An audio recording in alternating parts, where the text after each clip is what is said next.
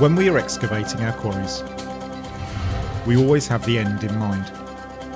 A number of our quarries are used to take the materials we can't currently reprocess. These are restoration projects in progress.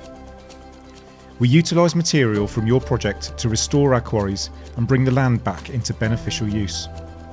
We will always need soils, stones and clay to help us restore the land extracted.